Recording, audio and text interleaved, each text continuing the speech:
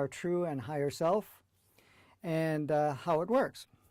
My name is Franco DeNicola, and I'm the one that's going to be presenting this evening. And for the people that are not familiar with my work, basically the content that I share is free from any dogmas, religion, handed down beliefs, stories, spiritually adopted ideas, and so on. And the work that I share is not channeled by anything. Most of everything that comes through is coming through from a soul perspective that my soul is sharing, and uses this physicality to share what I share. Now, for me, it's been quite an interesting ride from birth, because I came here with a very specific purpose as a facilitator to assist these transformations that we are going through.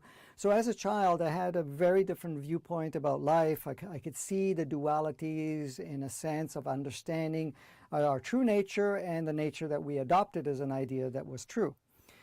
And watching that and looking at how people worked and how things were being done, it gave me a really good understanding where we were standing in our way of doing things on the planet. And also to understand humanity and the stages that humanity went through. So it gave me a really good opportunity to look at that. Plus, I had the opportunity to have what we can call the human experience in the way that others had it. Again, always that little bit more intuitive aspect, which we all have, but in my particular situation, it was pretty outgoing in a sense, where it made itself very present. And then, of course, the opportunity to be able to see multi-layers of our dimensions and so forth had given me the opportunity to kind of see all the aspects of it. As for my soul, it's coming from a realm that is, at this point in time, from a universal state. So in essence, my soul has never been what can we call it, formed or played out or incarnated on a particular planet. It was basically named as or labeled as a planet jumper, so it moved around, giving a variety of experiences and so forth. So the content I'm going to give you, use as what resonates with you and what doesn't. You may not be ready for it at this point in time. If you are, then it's great. When you are, it will be there for you within your own system. So tonight we're going to play with true self and higher self, and we've heard this so often. You know, people talk about the higher self and the true self. And what does that mean? You know, if there's a higher self, is there a lower self? And what does that mean? So there's a higher and a lower. Why are we playing with both? And then, of course, there's the true self. So does that mean there's an untrue self that is playing out? The thing is who we truly are, and that's something we'll have to look at this point in time to get a good understanding of how this all works. To understand who we are, we are not this physicality. And I know many of you have heard this and understood this at some level. You know, we're not just this physicality. This physicality is just something we've adopted and are utilizing at this point in time. We've all, at a soul perspective, have had many lives. Some souls that have come on the planet never had human lives, but they may have had lives on other planets, or may have been in the non-form state for a good portion of its existence, and has decided at this point in time to come on the planet. Of course, the planet, we have many, many different types of souls here, and what we can call also beings, which bring forth certain levels of entity or identification of themselves, which they are sharing and intermingling with our experience here on planet Earth. The purpose of all of that is just to give a real heavy-duty mix, and also to bring in different energies and different ways of seeing, so that we actually create an opening on a collective scale to create a shift outside of what we have adopted as a way of life. Okay? So to put things in perspective, to see who we truly are, I know I can't do justice with the way I'm going to present it, but what we're looking at, who we are, and this is not, we are in this field which exists, everything exists in the field. And in this field, we're looking at basically pure potentiality, expanding consciousness, and all spectrums of energy and light that is the existence of all that is. When you look at what all of this represents, and this is kind of just a box that I'm showing, but within this whole field, we have multitudes and multitudes of galaxies and universes, and we have planets and solar systems of different sorts, but we have multi dimensions and expressions and so forth, which basically is all for the whole aspect of it.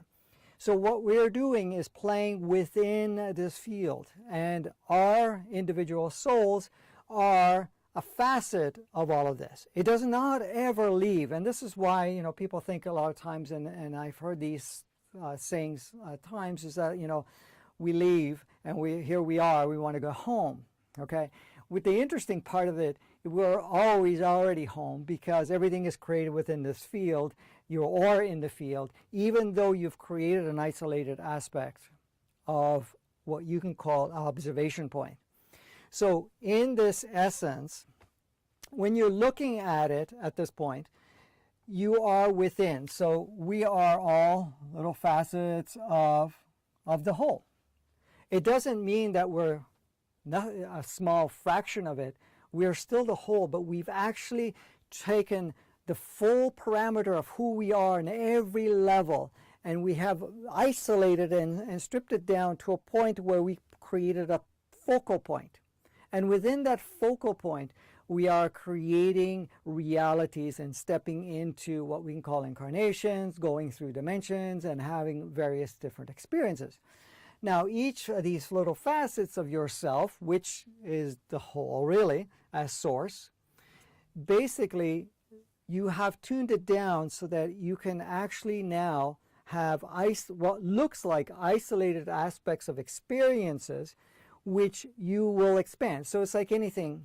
We're looking at one big picture, and we take one spot within the picture, and then we amplify it. And by amplifying, you can see the depth of it. However, at this point, what we're doing is we're taking that small facet of it, and it goes out and play in the full expansion of all it is. And within that, it actually expands. And what is expanding is further consciousness. So when we're looking at it as a whole, it can experience itself. However, if all of these aspects, which is us, aspects of ourselves, go out and play within all these realms and experiences and so forth, each one actually becomes more enriched with experiences. And what we call gaining enlightenment and gaining further levels of essence. Now, even though it is isolated, it's connected to all of it. So any experience that we have within it is experienced throughout the whole.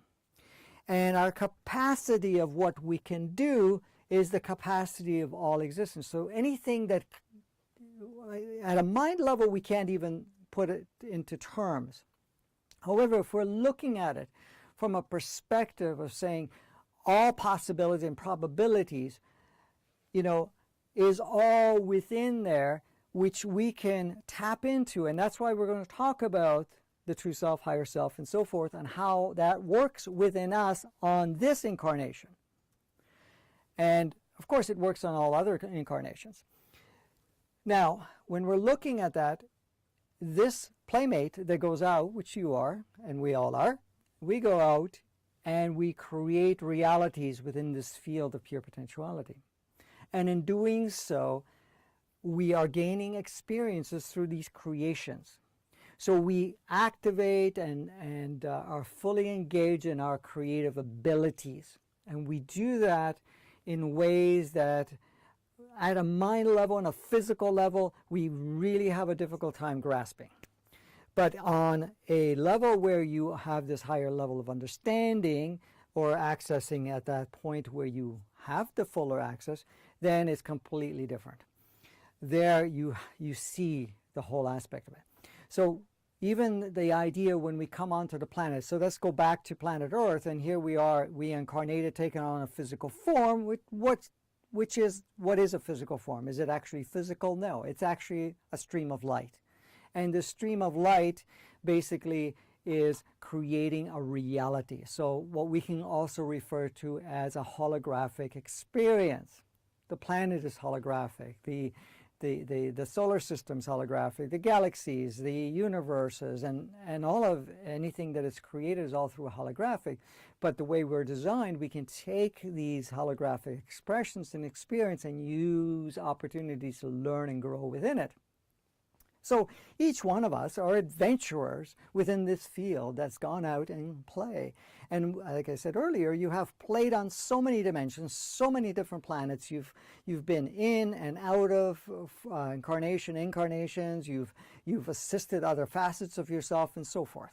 And so there are many, many, many, many aspects and levels that you have experienced.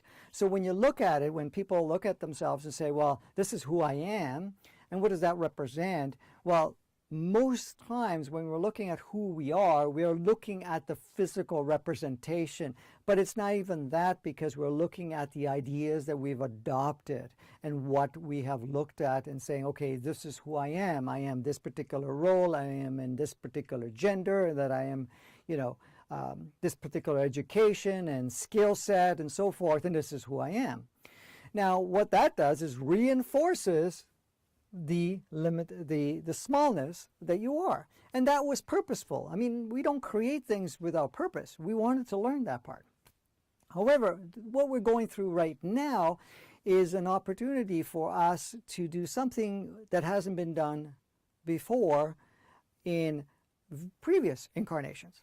Now, it doesn't mean it doesn't exist in other realms and things of that nature, because some of the realms have actually gone through different levels and have created other experiences where they have actually taken access to a larger part to be integrated within their present holographic experience.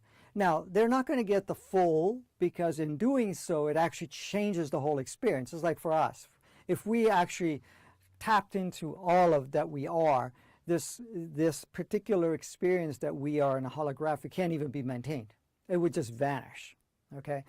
Our existence would vanish. Our existence would be back in no more this small isolated aspect of itself. It would just basically expand right into the whole. And you become the whole. Even though you are the whole, but your consciousness and everything becomes the whole, so you're not able to create something separate and create experiences at multi-levels and multi-experiences. So in looking at all of that at this point in time, remembering who we are at this point is getting a facet of it and seeing ourselves that we are not only this physicality, we're much more than that. And this physicality is just a representation that we've adopted to utilize at this time for our journey and experience. Now, of course, we're not limited to this experience. We have the choice of how we create it, what we do, what we don't do, and so forth in the dance.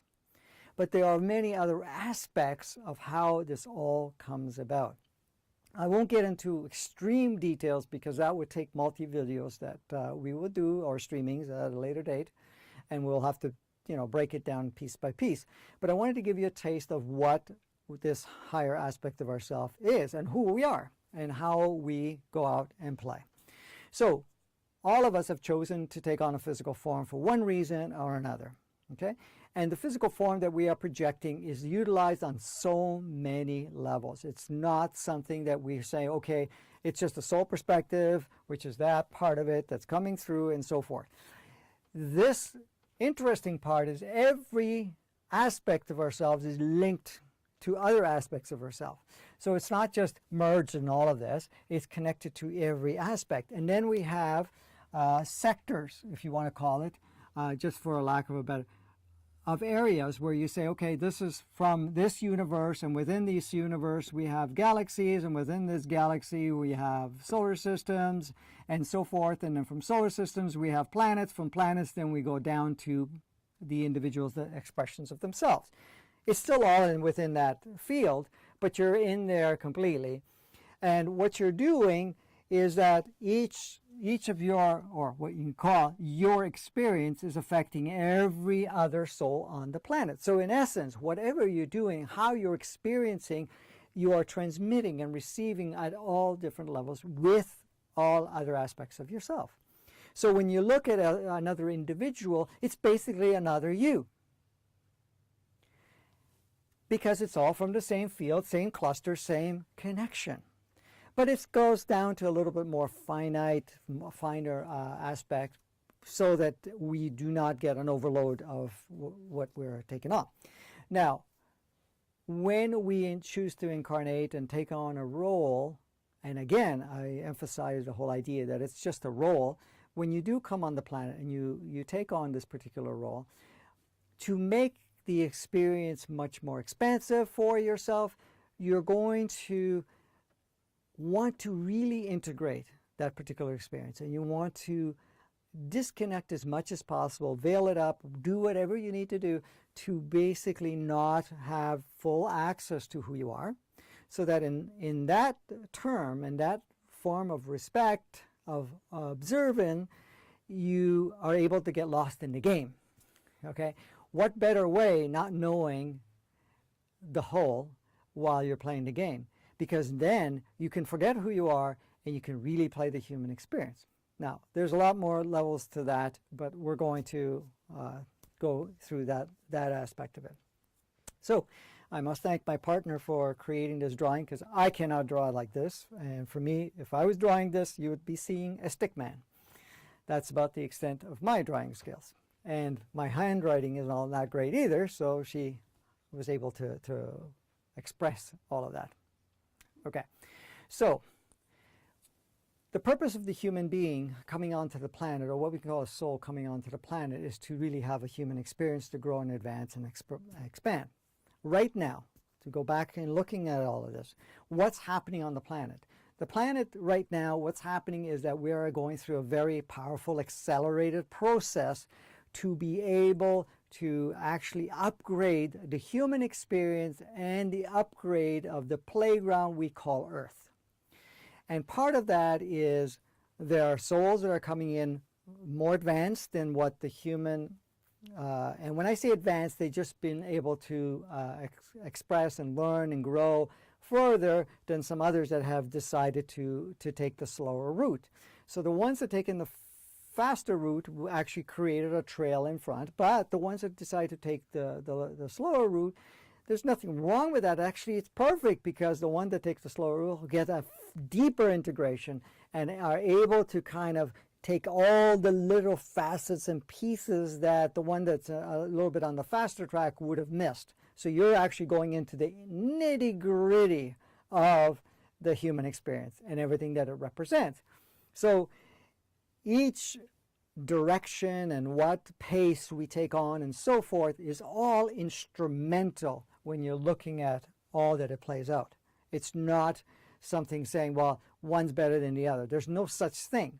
You know, even as a soul, we're looking at everything is source. It's from a source essence. Is one more advanced than the other? No. One may have achieved more enlightenment, meaning more access to themselves, but the only reason they would have done that, okay, is just that they've taken certain routes that either they've learned a lot quicker, or they've actually fast-tracked and jumped certain things and not needing to repeat all that they wanted to repeat, or to basically take on a route that did not have all the little nitty-gritty expressions. So since we've gotten to a point right now that not only our planet, our solar system, and the galaxy and universe has stepped up into advancing itself, so to upgrade everything, there's many facets that are facilitating with us. And one of the things is right now is for us to be more connected to our higher self, who we truly are. And when we say that, we're basically tapping into that consciousness and so forth. Because really what's changing is the shifting in consciousness. It's expansion of consciousness so that our reality expands and our creations expand, so that we are creating at a different level and a different degree of experiences are come about that. Now, I will go into details at another time on the actual operating systems and so forth. So now, bringing us back to looking at where do we get our resources of who we are, we're looking at ourselves. Now, many of you know about the different chakras and how these chakras are instrumental. Now, I know that some people have talked about that chakras itself are, dissolving and so forth, and I agree in some degree that there will be a time that we are not going to create separate channels for communication. And at this point in time, we're still utilizing, but we're ramped it right up so that we are using it much more efficiently. So when we are no longer needing these particular channels, what happens is we go into what we call oneness. And through that oneness, we now open up a web of channels of connection, which already is there, but they're just kind of all dampened down, to be able to communicate and receive and so forth on so many levels without having isolated channels. What are we talking about isolated channels? So when we're looking at the chakras, let's take a look at the root chakra.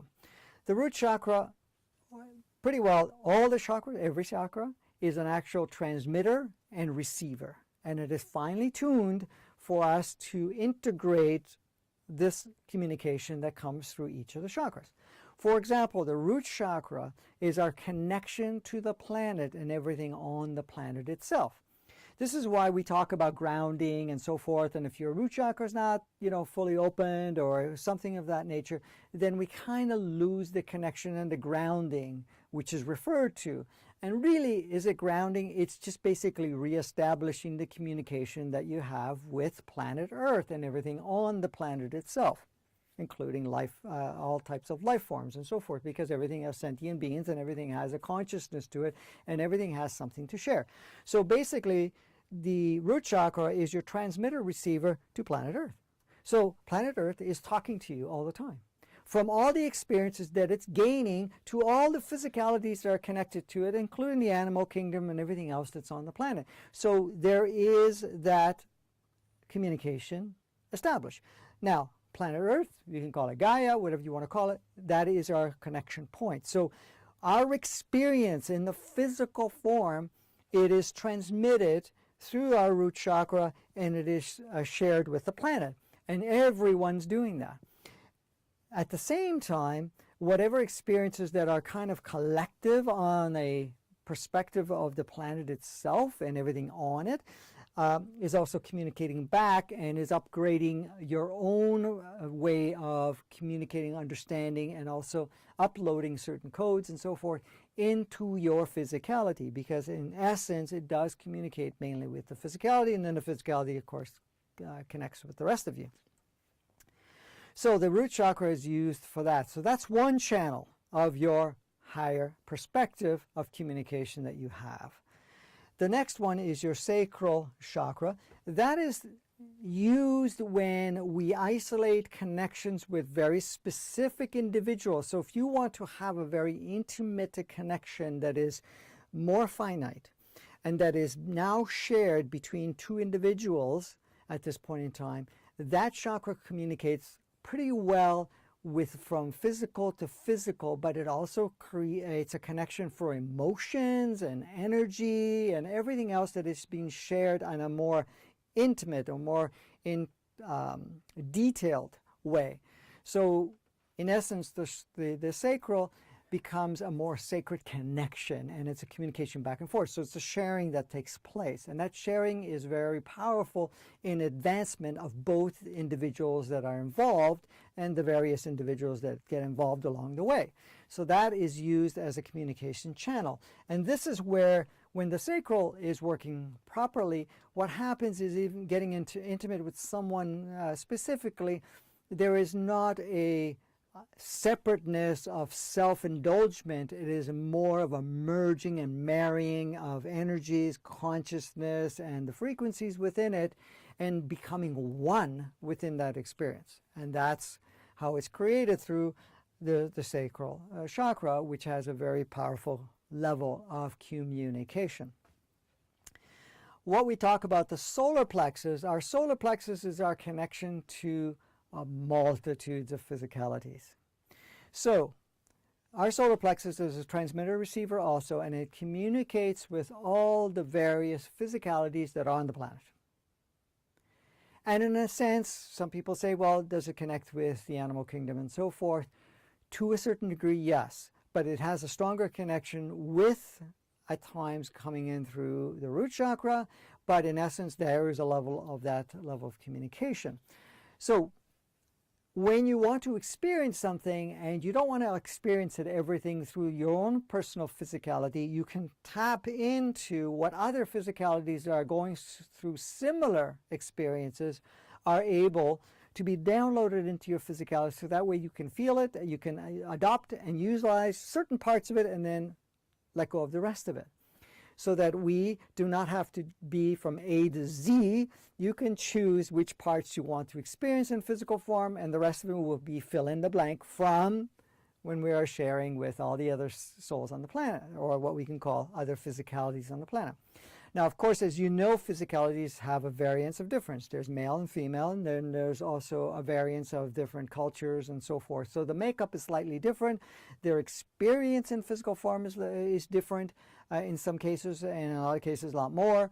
So that is also shared. So you get to understand the different levels of experiences within the physical form, but also what the physical form experiences through various things of going on too. So if they're having a very pleasurable experience, you get to gain that. If they're having what we label as less than pleasurable, you'll be able to tap into that. So you have access to all of that.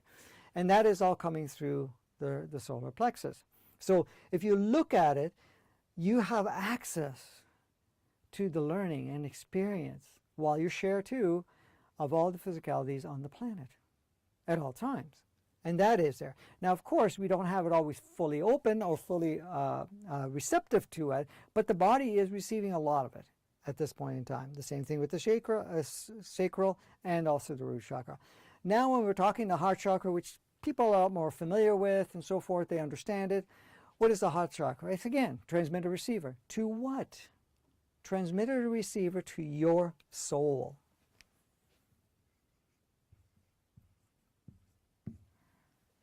It communicates with your soul. Now, your soul is this facet of yourself that is from the essence. But what is the soul? The soul is a recorder. The soul actually records all experiences and also initiates various experiences that it chooses to play with. Now, it's not limited only to that, but it does play a very powerful role. Now, when we're talking about connecting to ourself, you're saying, okay, I'm connecting to my soul. My soul has access to its origins, to its existence, to the levels of consciousness and so forth. Yes and no. So if we're saying that this is our soul here as just a representation, you're saying, okay, if I'm tapping into my soul, I know everything. Well, yes and no. It has access to everything, but it did not allow itself to have access to everything, because to have experiences and you have access to everything, then at that point in time you cannot have the experience the way you choose to do it for the purpose of going through this and expansion within it. So as the soul at this point in time, you create veils and so forth, and you basically start removing them as you choose at that point in time after having experiences. Now, at a soul level, you're basically is the part that's immortal. Now, all of it is immortal because nothing ever ends up in existence. It just transforms. That's true. However, at a soul level, basically it's always in existence. So in essence, every single incarnation and non-incarnational state, so we call them form and non-form state, the soul is recording. It's recording, it's experiencing, and it's also outlining what it wants to learn and experience and so forth as a part of what is chosen to its particular role. So each soul has a particular signature in itself. So in essence, not to replicate the roles that are being played by others, other souls, so that we can have an expanded variety. It's no use like For example, the signature role that it plays out is like, for example, the dialing code of your phone number. You're the only one that's going to have your phone number, and you will be able to communicate through that once people connect with you and so forth. It's no different than that, or a radio station. So if you're tuning into that particular frequency, you're basically communicating, transmitting within that frequency. So the particular soul that we're talking about, that it's in your physicality or operating within your physicality, at this point in time plays the role of saying, okay, I'm going to create these experiences. But again, what does the souls do? The souls just keep reincarnating and taking on different forms. On this planet, other planets, then it goes for a period of time without any incarnation, where it chooses to facilitate other aspects of itself. So it gets an opportunity to experience many, many, many aspects of it. And it's been there for eons. It's not like one lifetime. It's numerous and numerous and numerous of lifetimes, and that's even before any form of resetting and restructuring that takes place. So here's the soul. Now, as part of the experience, the soul decided that we were going to create a split. That means we're going to take the soul and we're going to create a duplicate soul within that soul. So basically now it's two souls with exactly the same signature. All other souls have different signatures, but each one of us has a twin soul, which is identical when it comes to soul. So the signature, the frequency it operates within is the same. However, it does not go out and have the same experiences. So each one of us has a twin soul. Now, as a twin soul, one soul may be on this planet. We're on this planet, so let's talk about this planet. So we're on this planet.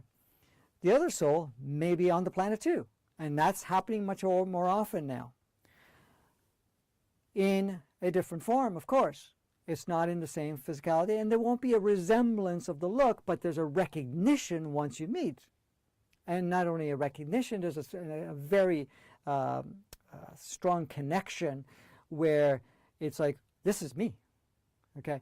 Because the signatures are identical. So it's like having a party line within your phone, where you basically pick up the phone and you don't even have to dial, it's already there. Where others, you have to create some form of connection.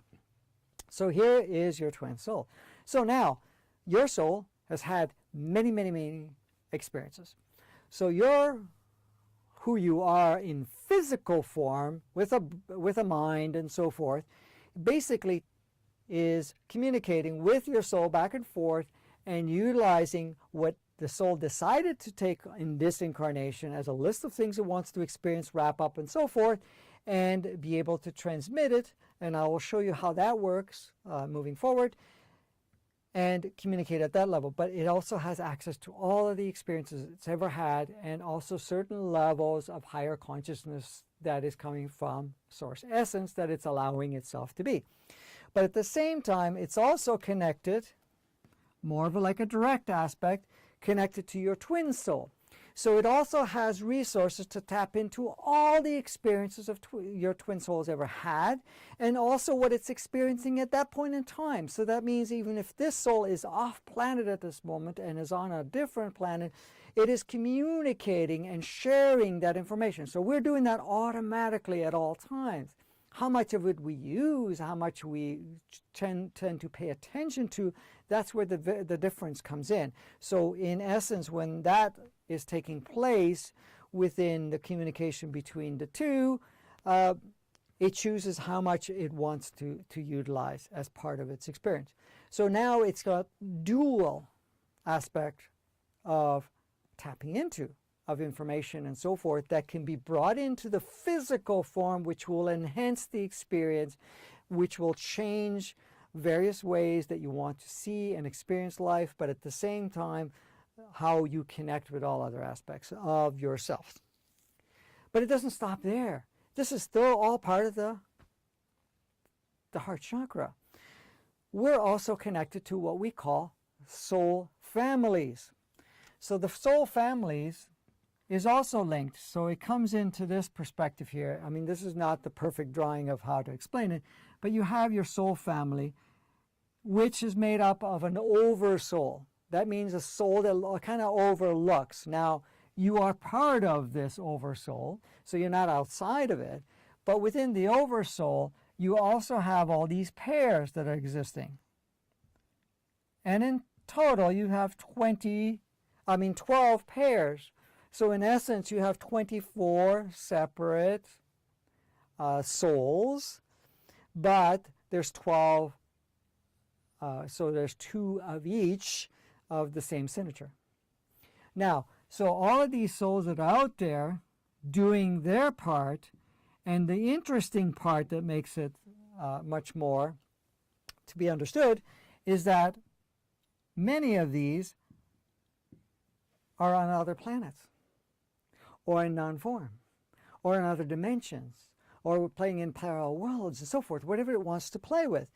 And all the experiences from all of this that's gained is fed back to the oversoul. So it's a pool recorder of information, and that's coming back from all of that. So you can tap into the oversoul and be able to get or tap into experiences that you can integrate as part of your, pretty well at this point in time, part of your experience in this human form. So you could see how much more access you have. Now, of course, that is also connected to other oversouls, which is the next level. Again, it's all broken down. This is part of that. And of course, it gets into duplications. So in essence, one cluster is about 144. But then you're looking at 144 of breakdown before you get to the one cluster that you usually allow yourself to access up to while you're choosing through this. Now, that doesn't mean in this incarnation you'll be able to do that, but I'm just saying you have many, many, many, many levels of that available. So that's all done through your heart chakra. So when people are saying, well, connect to your heart, what it does is actually you're connecting, first of all, to your personal soul. If there's not enough resources there and you want to get a different perspective, you tap into your twin soul. And this is kind of done fairly easily, automatically. And then you can tap into your oversoul, and then you can bring in other aspects of yourself.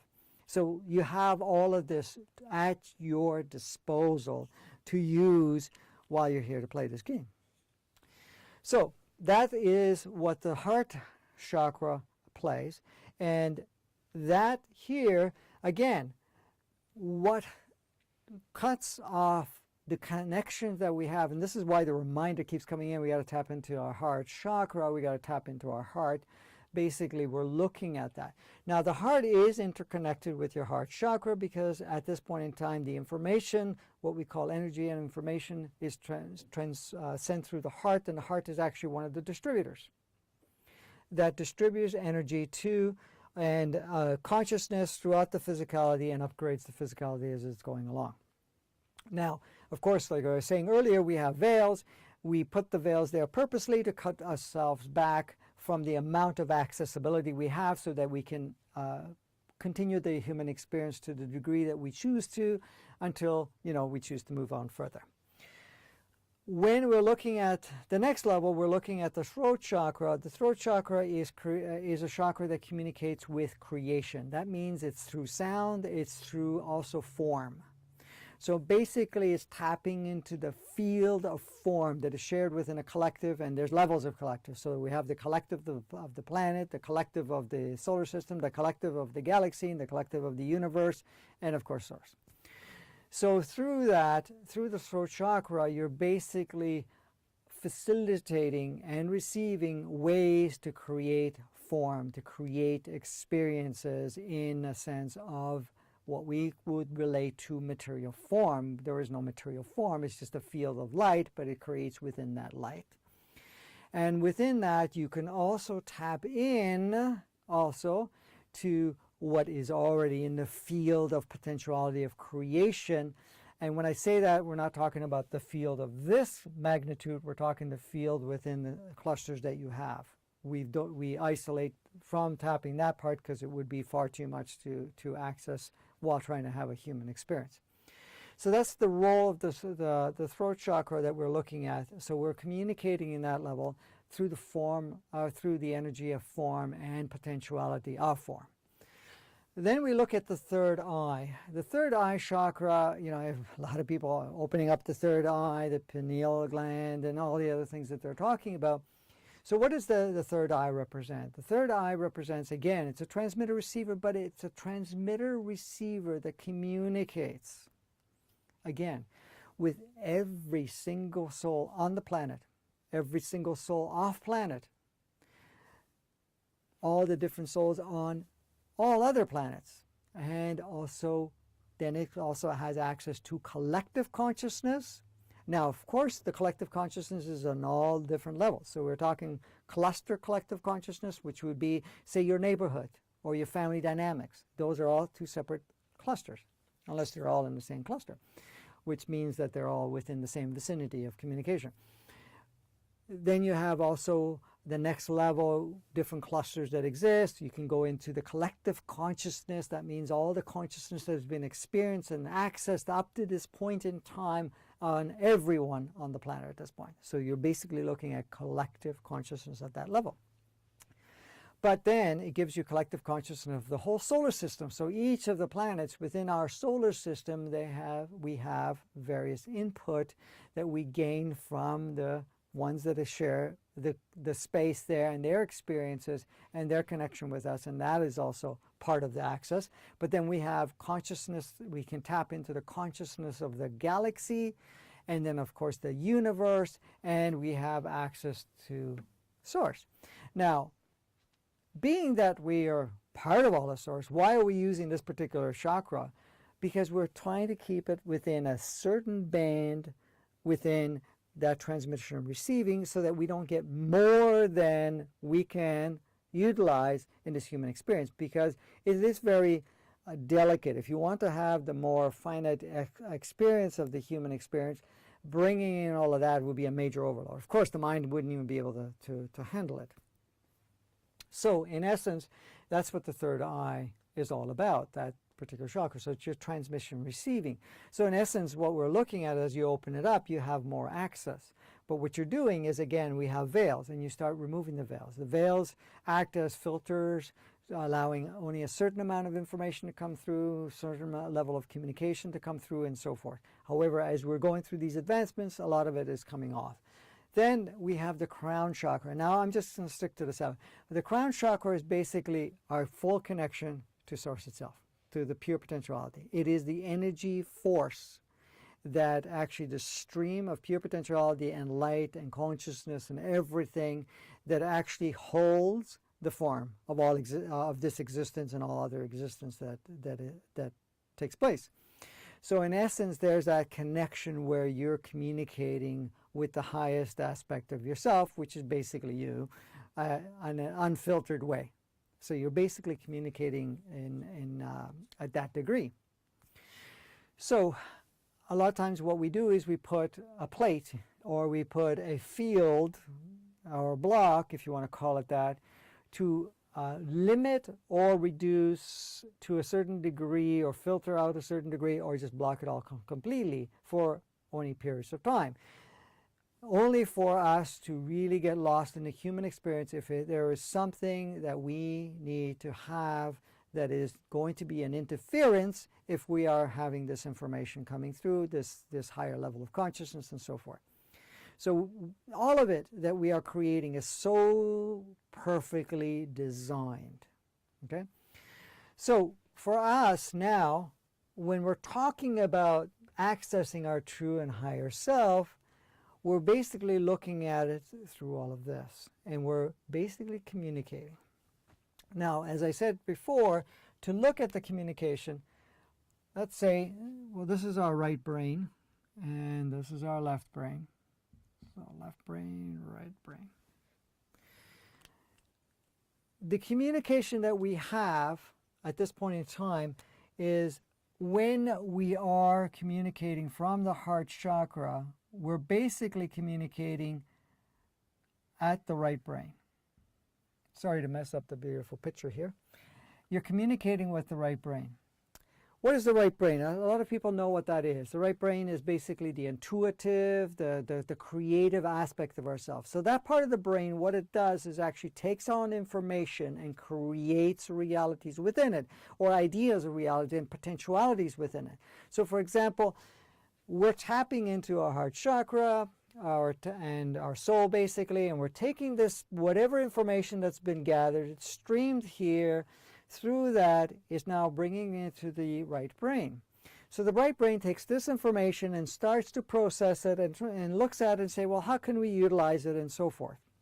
Now, part of that information is coming in is also being streamed, the information of how we want to experience life because of how purposeful it may be for us. So that is streamed into the right brain. Also at this point in time, we have a connection from the third eye that also goes to the right brain. But this is also connected to what we can call the heart chakra. So there's a communication back and forth there. What happens at this point? At this point, it's shifted over to the left brain. Now the left brain is known to operate the physicality. That's where all the software is for how we create realities within the physical form. So if we had to disconnect the left brain, you would not even see form. You would not have any of the sensorial aspects of it. You would not be able to function of physicality. The physicality actually merges back into this part. So in essence, it plays a very integral role of communication, or of actually creating expressions and realities. So the left brain basically takes the information from the right brain and moves it over and looks at it and says, okay, how can we use this? And let's create form around that. Now, what is the left brain is experiencing, because that's connected to all the other aspects of it, all the feedback that's coming back from the experience is also transmitted back to the third eye, transmitted back to the right brain, and is also transmitted back to the heart chakra, back to the soul. So there's a sharing of all this information back and forth, information, consciousness, and various experiences. And then, of course, as it's transmitted out, it's transmitted into the oversoul, and the oversoul shares it in that respect. But at the same time, it's also shared with your twin soul and back and forth, and there's a dialogue that's always going on throughout this whole part. It doesn't stop there. We also have the other aspects of our DNA. So a typical physicality has 12 DNA strands. Well, 12 DNA strands, but there's replicates of the same 12 DNA strands. What are the DNA strands? They're transmitters, receivers also. They carry already a cluster of information, but they're transmitter receiver to different races. So what makes up the physical form? The physical form, what we call human physical form, is made up of these 12 DNA strands. Now, some people have more. They may have 13, 14, or whatever. Those are the ones that have been a little bit created through hybridating or adding various extra strands so that it has access. Now, what does the DNA strands do? DNA strands communicates with different races and different experience channels. They're still within the same cluster, but they communicate back and forth. So one of the things you've probably heard is that, we only use 2 out of the 12 strands that we originally would have. And that the purpose of that was there was a modification that took place some 10,000 years ago, which was an experiment, because you have to look at the human experience as already one level of experiment. But then there was a secondary level experiment where, okay, if we can cut off isolation and make this separation to be accentuated, why don't we just cut off 10 of the channels of communication to other races and their physical forms and so forth and how we communicate, and just allow these 2 to be, and we'll keep those 2 in tune to the point where it has very limited access. However, the makeup of the physicality still utilizes all 12. It's just not upgraded. It's like this. We've made it with all these channels, but we've turned off or the capacity to communicate back and forth like it used to. But they still dictate, because the information is stored in the DNA to represent this particular physicality, because human forms look the way they look because of those DNA strands and then the genetic codes that have come through it. So that plays a role. Of course, there's the genetic codes that come within, and the genetic codes are programmed. Of course, the genetic codes are shared through genes and so forth. And that is coming through at this point in time through the lineage and experiences and so forth. It's not connected to the soul, but the soul learns from it and shares it back and forth. Now, when we're looking at the genetic codes, basically it's a makeup of all your different families and extensions and so forth, and interactions from all the different different pools of genetic codes that have come together to make up your particular physical form. And then the one that's going to accentuate more than the other will depend on what experience you want to have. So that plays a role. And there's not only that, there's information within it, and that information also is accessible and is communicating. And part of the process that we're going now is to gently reactivate the other DNA strand, and also to lift off some of the barriers and filters that we've put on the various two that were still functioning. Now, most of us started to utilize more of it, and the ones that have come with extra DNA strands, most of those are already pretty well active, in essence. So they're already getting input from other realms. Let's put it this way: more constantly and more very different, because the DNA actually helps experience the physical aspect of it. Now, for us coming here on the planet, as we've learned, a lot of us are looking at and saying, well, okay, we are in the physical form. Yes, you have taken on a physical form. You are engaged in what we call the holographic expression and experience, and you're learning and expanding at a soul level. But at the same time, what you experience in your physicality is also transmitted through all of these. So it's transmitted to Source, it's transmitted to every single soul on the planet, it's transmitted through the creation field, it's transmitted through, of course, all your souls, but it's transmitted through the Solar Plexus, so that means every single physicality is upgraded. And also through the Sacral, which is basically now any interconnection that you have that is a more intimate level is also expanding, and the communication through the Root Chakra that's going into the planet is also expanding. So you could see how all of this is interconnected, and how much more you are than this physical form, or what we call the physical adopted idea of who you are. So you can see how all of that is playing out. And the thing is, the game that we are playing, which we call life, okay, is an expansion of that sourceness that you are, okay? So the refinement that you go through is a refinement of the piece of the puzzle that makes up one of these little clusters. As you become refined and other aspects become refined, the form of this puzzle, what we can look at is at this point, this puzzle, which we're all little pieces of and so forth. As these completion comes in, this piece is completed, but this piece belongs to other pieces. And it makes up, and then eventually what it basically does, it completes the tapestry of this creation of Source itself. So now that you have a better understanding of how all of this works, we've come here in this physical form to really experience the human experience. Now, in understanding that, and the reason that we're tapping into what we call our true self, higher self, is that we are, as I said earlier, bringing in more of this input and utilizing rather than filtering it out. So, the brain itself, which also has an ego software program, we run on software. So we're upgrading the software, but at the same time we're upgrading how we experience life. And our natural state is fluidity. It's not requiring polarity as we've played it in the past. You know, people have talked about it and they say, well, we only learn through pain, through intensities and so forth. Well, we did create that opportunity to experience it that way some time ago.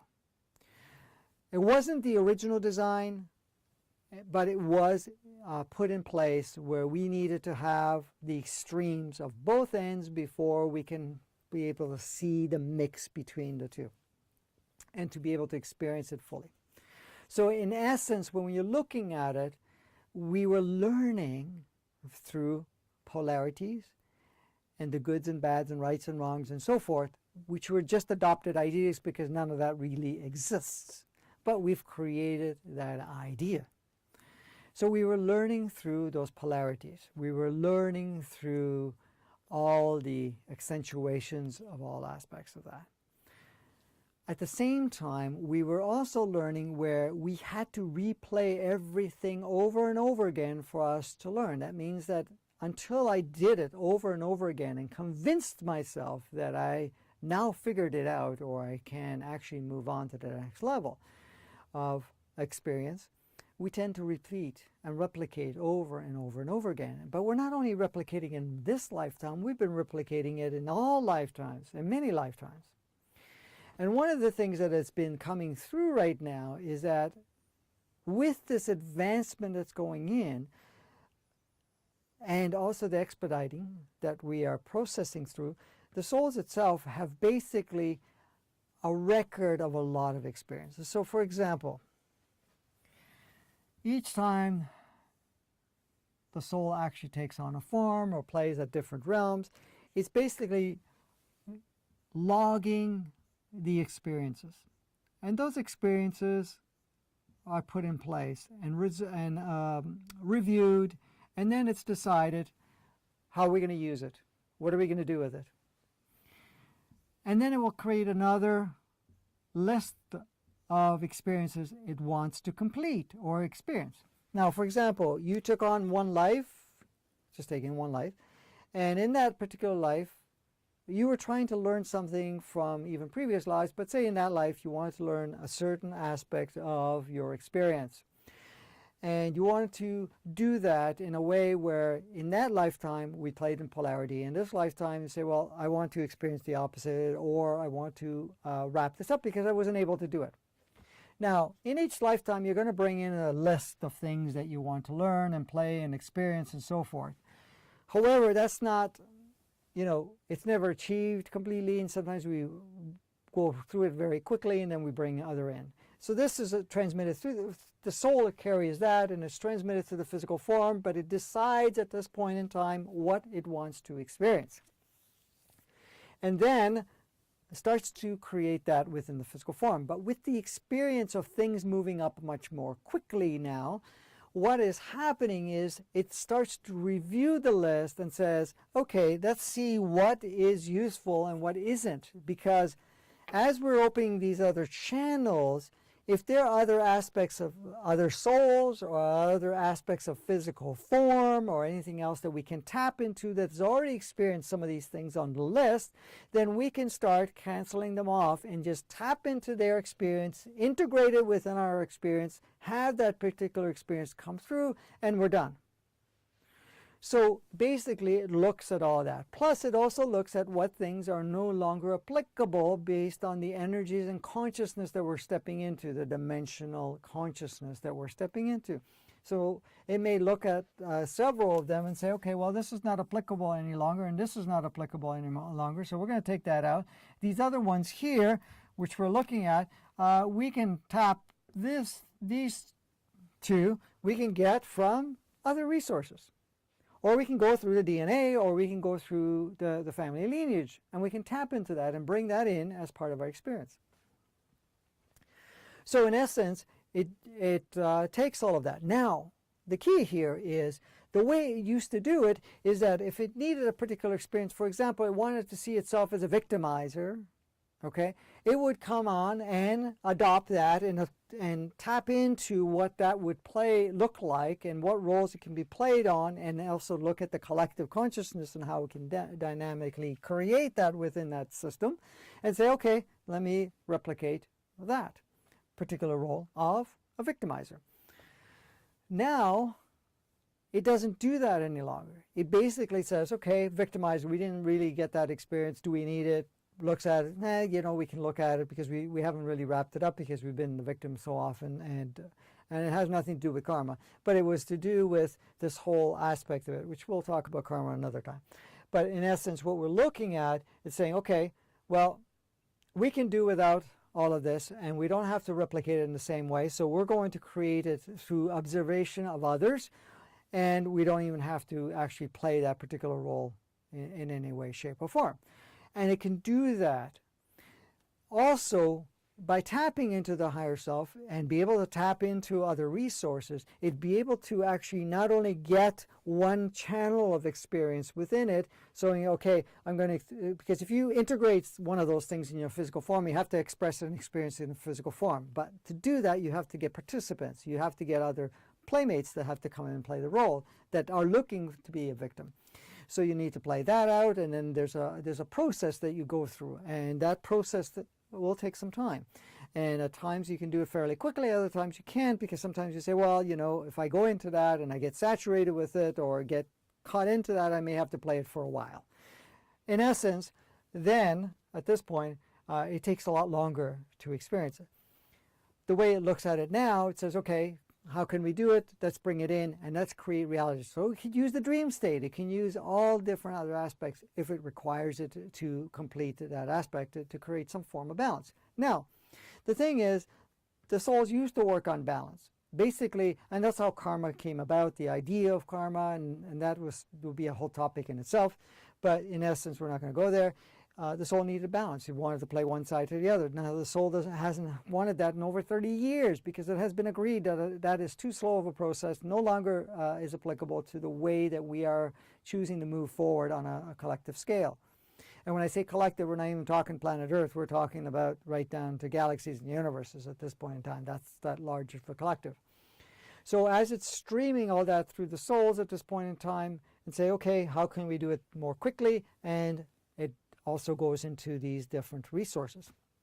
So sometimes when we're going through that, it looks like we're almost taking steps back, but really we're not taking steps back. We're basically stepping back far enough to be able to experience it. So we have this that's being streamed, that we now say, okay, we have this that we want to accomplish within it. The other thing is, as we're coming in as a particular soul, we also have us coming through family. And within family, we may make agreements with other souls from your cluster, but other souls that are what you can call soulmates. And soulmates are just basically souls that have agreed to play together and play a specific role. And they will make agreements and saying, well, if I come into your life, I will help you play this role, and you play this role for me. So I will play a role for you, and you play a role for me, and we can learn and move faster. But it's done very quickly in and out, and also how applicable it is based on how things are changing and who else is playing the roles, because things are changing so constantly, you may not have to play it all out. It doesn't matter what the original agreement may have been. It could dissolve even before you even get close to doing it. So there's a lot of things that are changing in that respect. So we also take on from the family, from our lineage, we also take on certain things that we agree to experience within the lineage. And so what we experience there, so what we're looking at is the next channel that we're talking about, which comes in through the genetic codes. We are basically rewriting the genetic codes, and it's also filtering it into the lineage, which is your family, your immediate family connection. Even though they may or may not be on the planet, it still facilitates. And then, of course, we have the more direct connection through here, through isolated, what we call souls. So, for example, if your mom's not on the planet any longer, through the third eye, you're still going to connect and communicate with your mother soul or the mother that played that role mother, because there is no real mother, but, you know, on a physical projection and replication, you know, we have labeled it as mother. So you would be able to communicate and take on certain things that, so say your mother decides that it's not want to maintain a form and says, okay, I'm going to stay without form, but I'm going to want to complete some of these things. Can you take care of it? And I'm going to stay connected with you, and I'm going to learn through your physicality. Okay. Now you're not going to take it on and say, well, I got to carry the burden of my family. You're actually excited to some degree, unconsciously, of course, to say, okay, look, this is what I want to do. I'm going to experience this, and I'll take that down. You haven't been able to complete it. I'm going to complete it and play with that, learn and expand for my own personal self, and also be able to stream it up to you. The other thing is, as you're experiencing in the physical form, as you're changing certain things in your reality and so forth, you're also facilitating your immediate families and other connections that you have, so that in actual fact, your level of communication and dance, or what we can call dance that you have with them, it starts to change too. So that becomes the next level that it looks into. So you can see how much connection we have. So when you look at it, we're not just this physicality, and here we are, you know, and we got to look at some other things, because one of the mentalities that people have carried for a long time is that we have no control over how we experience life. And not only any control, and the word control is not correct, but the navigational ability to navigate our own life and to create our own realities. The point is, as much as we have adopted that idea and we've experienced it with that adopted idea, it does not really apply in that way. But unconsciously, we know that. Consciously, we create it to a facet that we cannot really relate with that whole idea. So the truth is that you are fully in charge of your reality, your creation, and how you choose to create and how you choose to interact with other aspects of yourself that are creating, and the dances that you do within. And it's the same with every single soul, and every single physical form is in charge of their reality. Now, so say someone plays a role and you take on the idea that somebody did something wrong to you. Well, the whole idea really is just that, an idea that was adopted through the consciousness of separation. The fact that someone plays a role, it is a mutual agreement that that role was important for you to experience, to facilitate you to move forward, to complete certain things on a list, to be able to stream some new levels into the oversoul, to upgrade your communication, to upgrade your physical form, to basically complete lineage. I mean, there's so many different aspects that all play out. So there, all of that is taking place. So when you really look at it, when you start tapping into your higher self more, and that means you become more conscious and you're much more aware of its existence, and you start tapping into it, you get to see much more of the communication. Is it going to happen like this? Not in most cases. In essence, what happens is you start integrating it bit by bit, because you have to remember, the left brain is the computer. I know I didn't say it before, but it is. It's the computer, the processor, that actually creates this projection, the holographic projection, using the energies coming from the full spectrum of all essence. And it's basically creating that beautiful field of light, which is expressed in a sensorial aspect. And you can feel things and so forth, because everything around you is just holographic anyways. But the computer here takes that information and utilizes and creates form. So here we are playing in form, or what looks like form. Now, if you start putting all of this information all at once, it becomes a little bit overloaded, because it hasn't gone into those areas and it hasn't been able to process a lot of that. So there is an upgrading that is taking place, but you're going to have to bring it in. Now, it's not anywhere as slow as it used to be, because before it was extremely slow. Everything took a tremendous amount of time to make it happen. Now, it's not the case. Now the rewiring, the upgrading of the software and so forth is happening a lot quicker. So in essence, the brain itself that is actually holding on to this holographic expression and experience is upgrading so that it can start to integrate more of that and more of the information. As the different chakras start opening up further and so forth, the communication level is increased, the veils and filters are removed, there's much more of that. And all of this, again, accentuates your human experience. When you really look at it, is there, a system of experiencing life? There's adopted experience that we've co-created and have agreed to maintain. Now, I know people start talking about, yes, how can we change rather quickly? We want to change the way we exist life. And then the question comes out is like, why would you want to do such a thing? And the reason we ask that is so that you get an idea of why and what the motive behind it. It's not that I'm saying it's the wrong thing to do or is not the way to go. Absolutely you want to go that route. However, you want to look at it and say, okay, what is my ultimate goal in transcending all of this stuff? Moving out of it, moving through it, or making that adjustment into a degree where, I'm out of here. Because it's not really being out of here. As much as a lot of us get so caught up in the intensity of the human experience of how we're playing in this particular game, that at times we get to the point where we say, enough is enough, I don't want to do this anymore. And again, those are all automatic programs, ego programs and so forth, which we won't get into all these details today, that kick in, that is basically making you feel in that way. Because in essence, it doesn't really work that way. So when we're looking at the rules of life, if we want to call it that, it's just an idea. The rules of life, what does that mean? Are there any rules?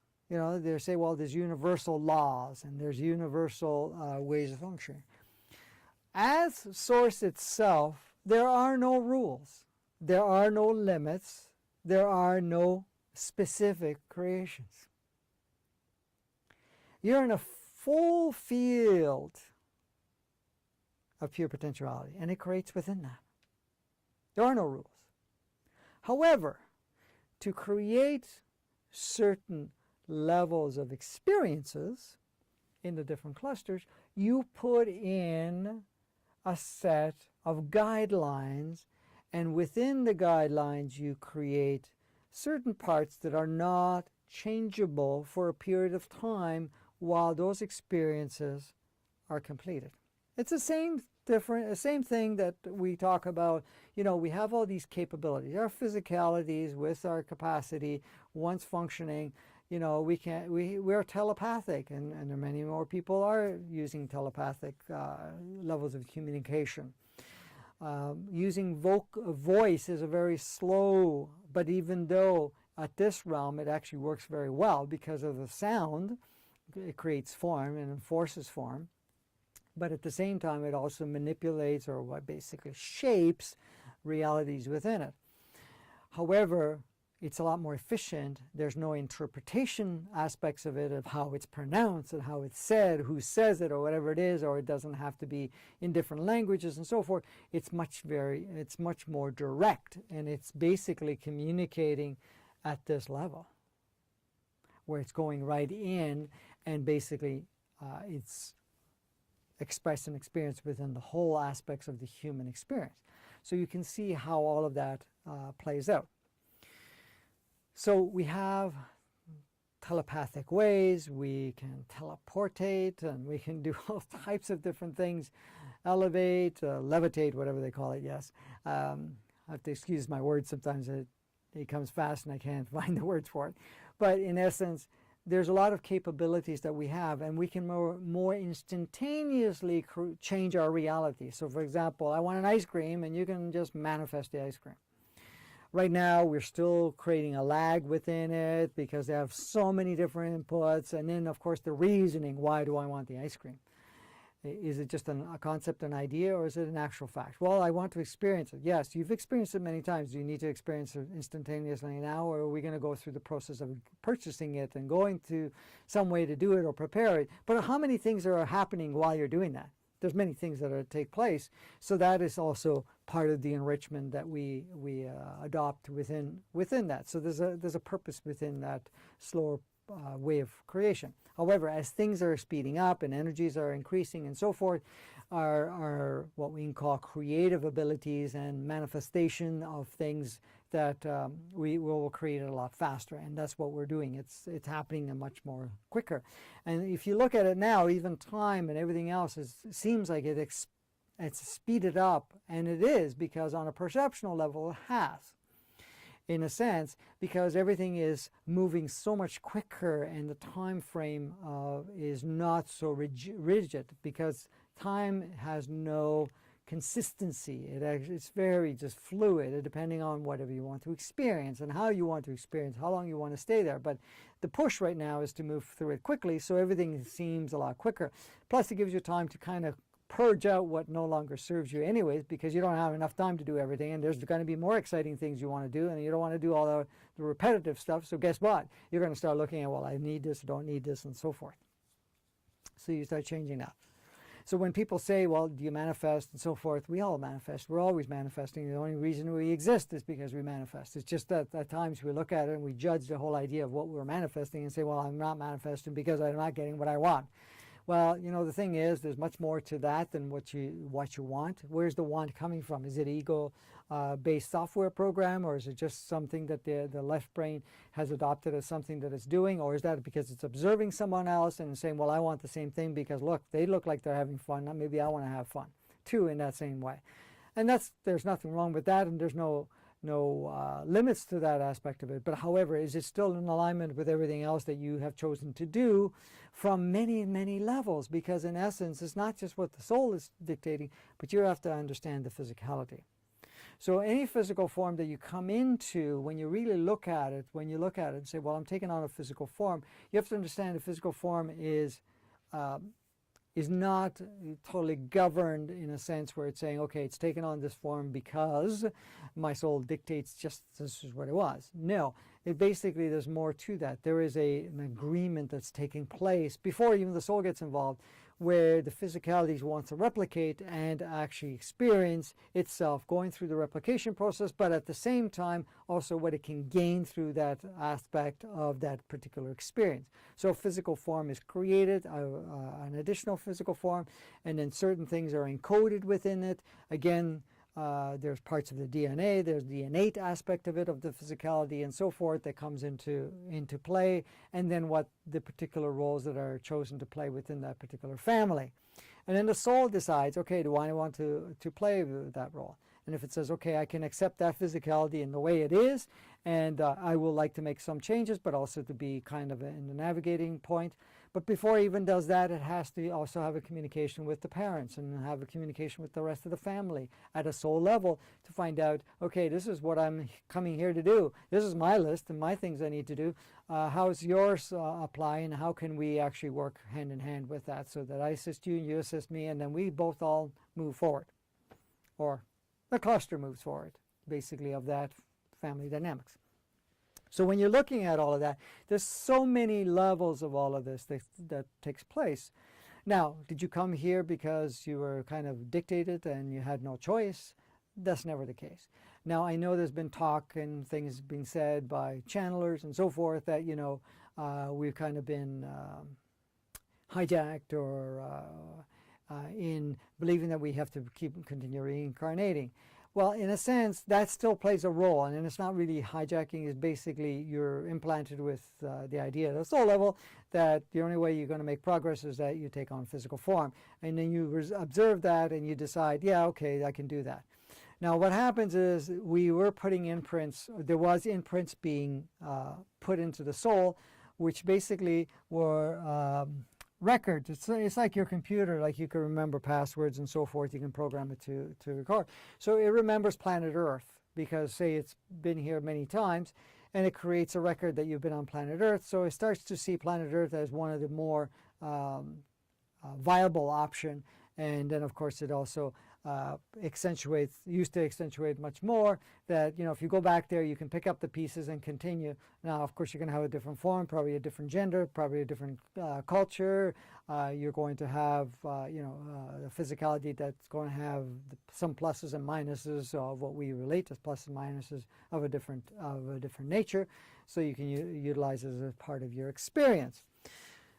However, now, with all the changes that are going on, these records are being erased. So the moment that this particular soul is finished on planet Earth in this last incarnation, or what we call last incarnation, this incarnation, these records are cleared out. So in essence, and all of this becomes reviewed and wrapped up completely. And it basically now looks at everything completely anew. So it has the option not only to just have an automatic default back to planet Earth, it has the automatic capacity to look at all the different options, and it can now go on to different planets, take on different forms, stay in non-form, and never feel that, okay, if I don't do this, I won't complete and won't go into that obsession, what we can call soulless obsession, as a lack of better words. And what does that obsession mean? It's like anybody that plays a video game and you get to a certain level and the game is ended because somehow you got killed, or you didn't finish it, and so forth. You want to go back and start playing the game again just to pick up the pace and carry on. And that was kind of what was happening at a soul level, but that is not so relevant at this time. Now, of course, a lot of the souls that have come here still have that imprint, but the moment you leave off the planet, what we call that disconnection that happens, basically at that point in time, that is cleared off. So even though we have all of that still in place now that you've taken on and have come here, a lot of it is being erased even along the experience at this point. So when we're looking at the innate, let's take a look at one last thing before we go into wrapping up how we connect with the higher aspects of ourselves. Every single cell has memory. Every single cell has operating program. Every single cell makes up the whole and has access to the whole. Yes, every cell, as being that it's one particular expression of cell, it takes on various frequencies within it, and so it doesn't replicate aspects of it. So it carries that spectrum of light that creates, say, the finger, the arm, the hand, the leg, foot, and so forth. And they're made of clusters. However, all the information is always constantly shared throughout the whole body. Now, I know we started with part of the experience intensities and getting lost in the game, we started to isolate and cut back the level of communication, which people started labeling as blocks and so forth. In a way, that's what it kind of looked like, because basically it's not communicating with all the cells. But the cells itself, the basic fundamental of the cells, carry the full encodement of all its potential that it can do in physical form. So that cell, which is just pure light and consciousness, that carries a certain vibration, has the information of complete wholeness. So it can be and play out anything and everything. So when we're looking at that, people talk about, health and whatever else is going on in physical form. Once you've gained and wrapped up some of the things you need to do, and you're tapping into this, basically these inputs kind of act as a reminder of what's potential capacity, but you're now tapping into the cells of the body, and the cells of the body have the actual codes, besides the layer of codes that was put in front of it, the codes of it perfect, what you can call perfect health, perfect physical form, perfect expression of that holographic light. So in essence, once you wrapped up certain things that you need to learn and do whatever you need to do, in essence, you're able to activate that. And that's how it becomes very important to start communicating much more clearly with your physical form. Now, the misunderstanding that a lot of people have is that, they come here, they got to do what they need to do, and I want to be out of here as fast as possible. Okay?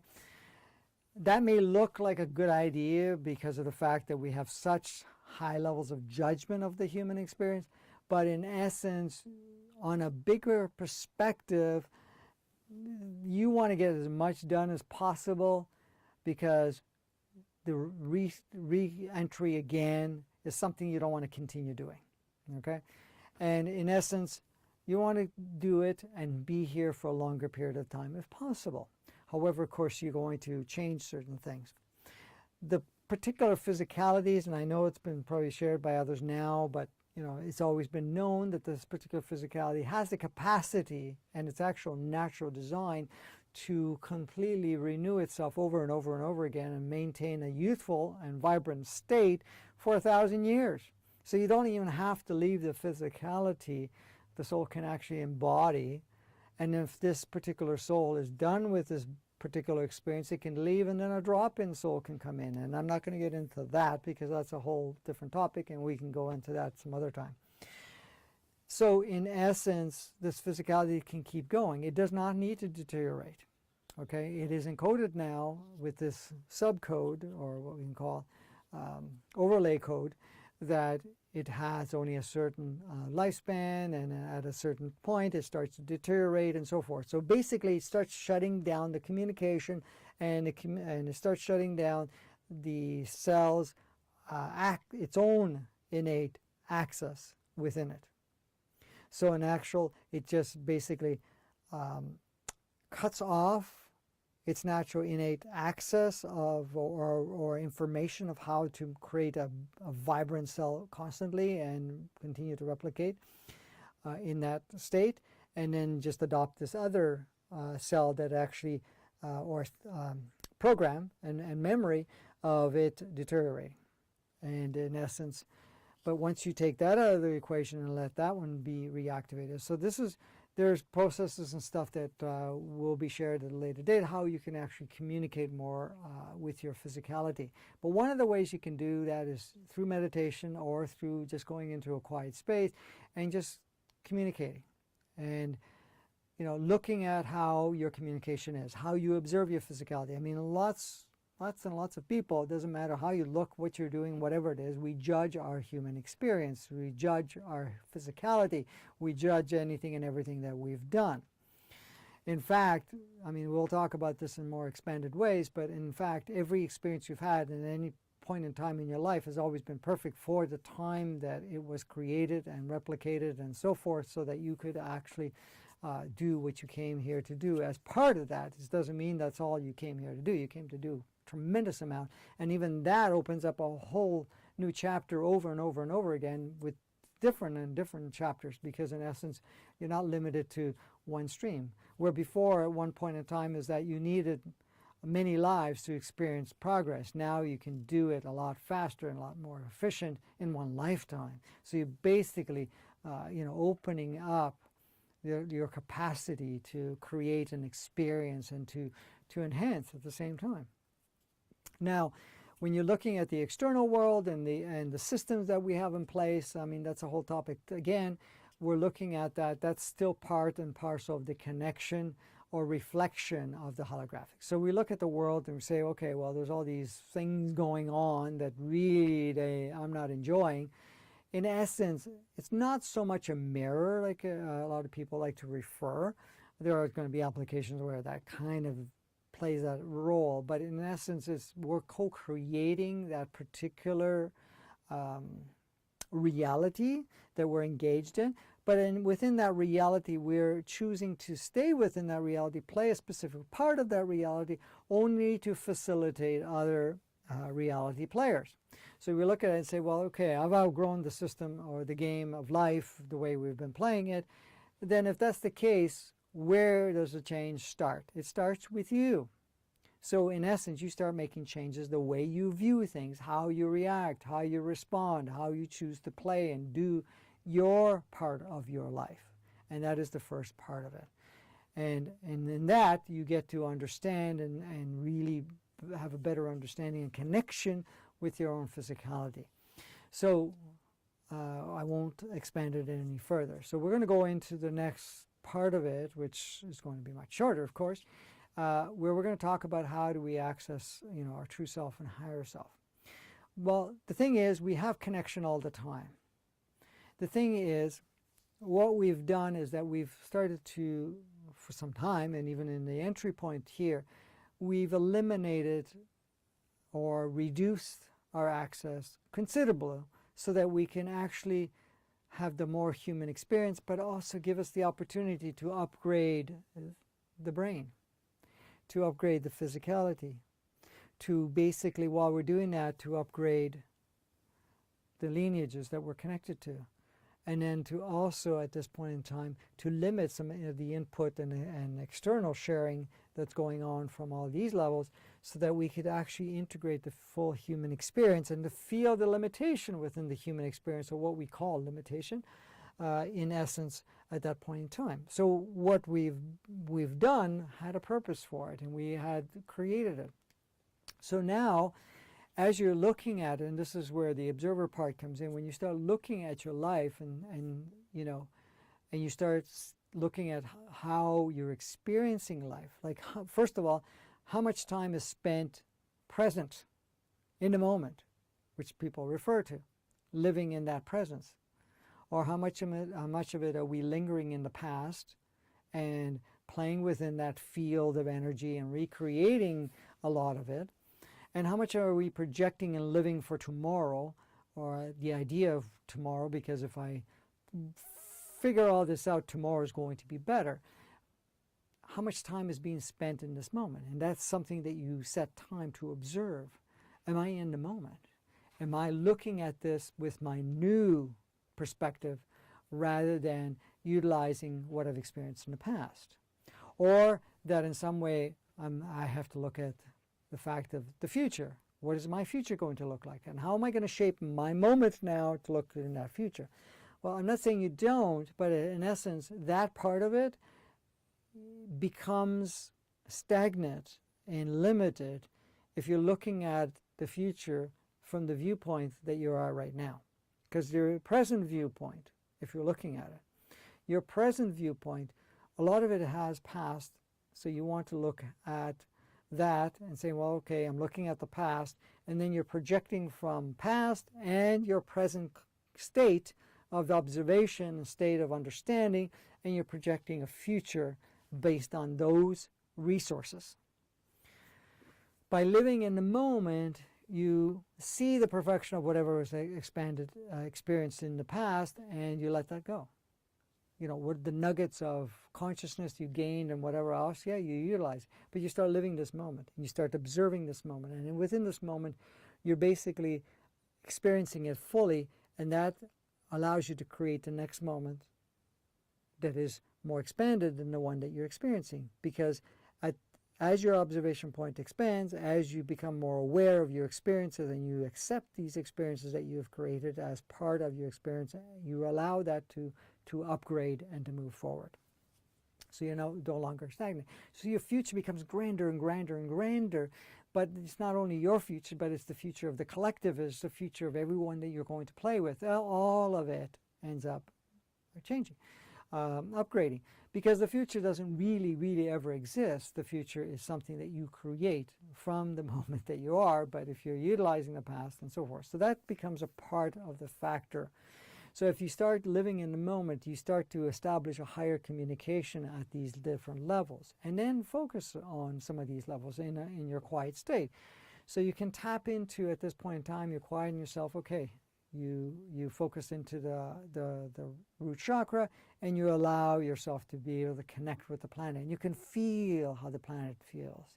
You can feel everything on the planet. You can be able to communicate back and forth, and it becomes a beautiful cosmic dance. It becomes very exhilarating because you're feeling all of it. And of course, as you're going along, and there's different steps and processes that we'll talk about, that when you start clearing all of that, you become much more clear. So you're not actually picking up things and then interpreting it a certain way and then having a reaction on a physical form. This is where it becomes very important to get into a clearer state, and which this is all about clearing too at some point, but not here. This level of communication that we're talking about becomes very much more intimate, much more clear, and it's utilized in a much more beneficial way. Current, not because it's always been beneficial, but now it's much more current. The same thing with the sacral.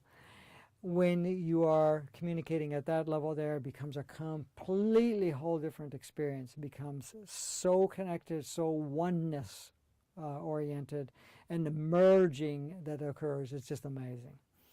Of course, at the heart chakra, your communication with your soul becomes second nature. It's so easy and it becomes so fluid.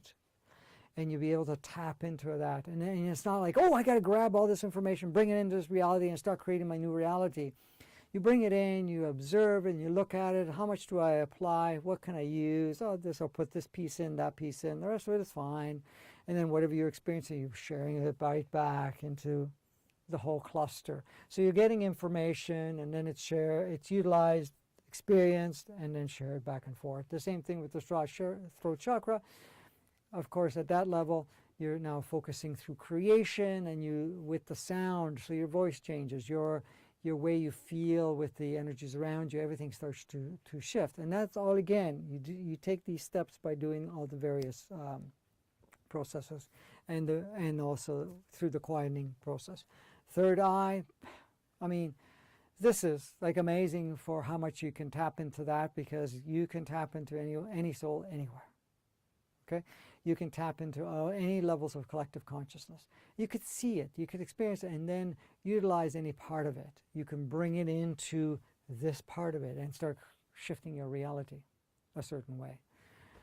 It's not to blow any of this. It's basically you just plug it in. You plug in what you need. You know, it's like going to any store. You don't want everything that's in the store. You're just going to take what you want to use for that period of time. And it's the same way. You're going to a store. It's like the library. You go to the library, and the library is always upgrading, or even the internet and so forth. It's always upgrading.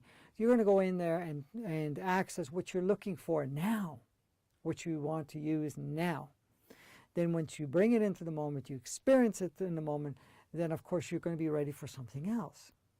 And this is the thing, a lot of times we're trying to run before we even have learned how to crawl, in a sense, because we've been so disconnected. It's like, okay, open the floodgates, let's have all this come in all at once.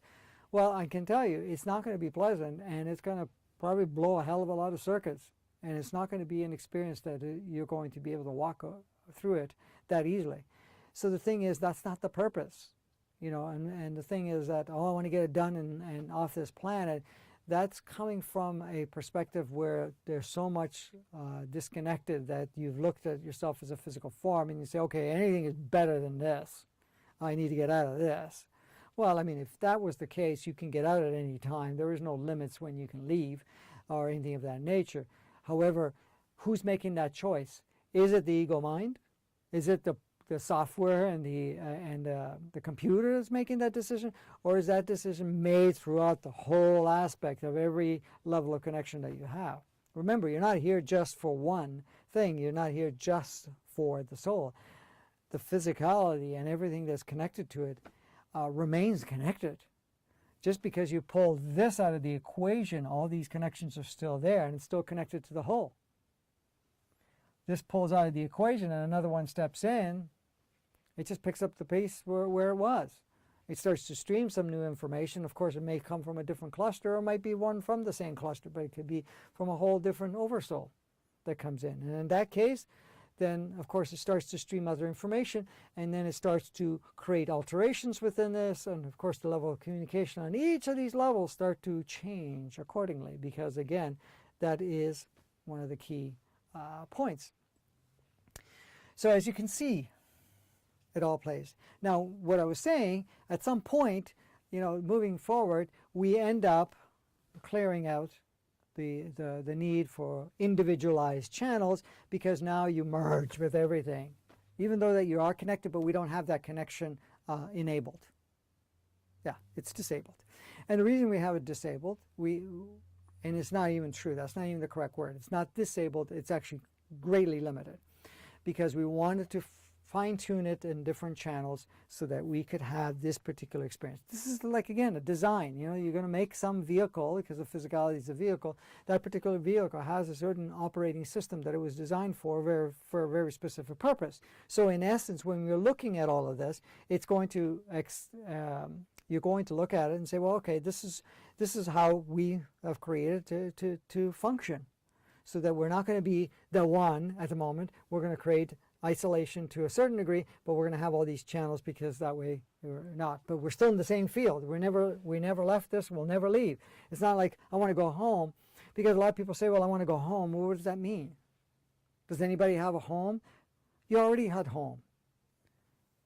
It's just that you're experiencing a specific holographic expression, but you're not at home because you're still inside this whole field. You never left the field.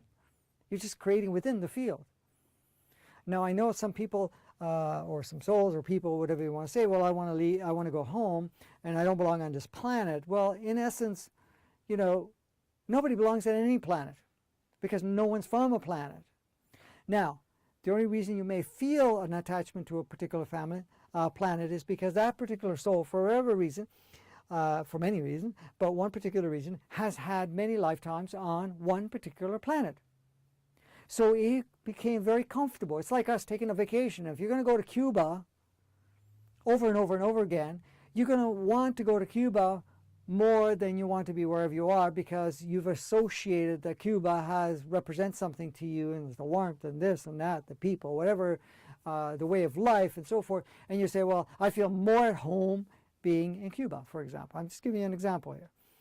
It's the same thing with a planet. So if you've been on a particular planet many, many times, that one may feel more at home. However, you came onto this planet because what you were doing on that planet, you couldn't gain in this, you couldn't gain what you can gain here.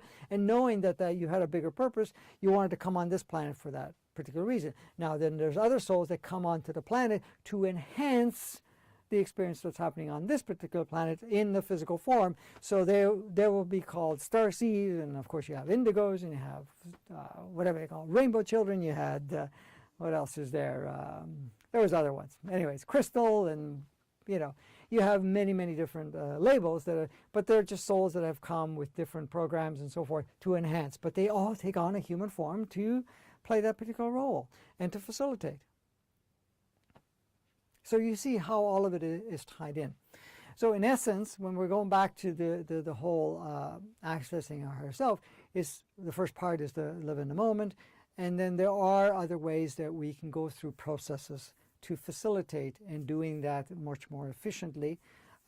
And you'll know when that's the case, because you will connect with the people that will facilitate, that have already done it or have created certain parts of it. Or you'll be able to tap into certain fields of that.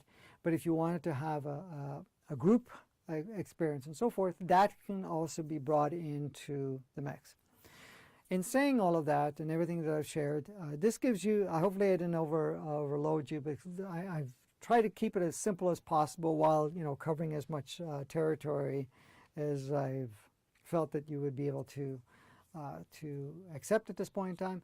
Do not be concerned if things feel overloaded or overwhelming, but for many of you it's like a certain clarity, but there might be a clarity within yourself that basically the mind's still not wrapped its head around, as that terminology goes.